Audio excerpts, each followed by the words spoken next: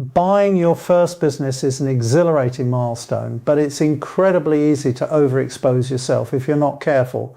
The goal isn't just to close the deal, it's to secure a future that doesn't sacrifice your personal financial stability. So let's talk about how we manage that risk. There are 3 key areas you need to focus on.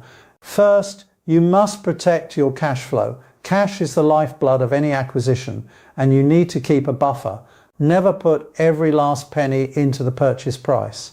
You'll need working capital for the transition and the unexpected.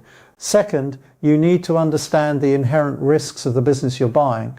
Every company has them. Whether it's key person dependency or shifting market trends, you have to know exactly what you're taking on. Third, and this is often overlooked, you must manage your decision load during the first 100 days. First-time buyers often try to change everything at once. This leads to burnout and, frankly, expensive mistakes. Use a framework to filter your choices. Focus only on the actions that truly move the needle for the business. By limiting your exposure, you aren't playing small. You are playing smart and ensuring you're in the game for the long haul. Acquisition is about sustainability. It's about building a legacy, not just surviving the first 6 months. I've seen too many deals go south because the buyer overextended. Structure your deal to mitigate that downside, ready to start your journey the right way.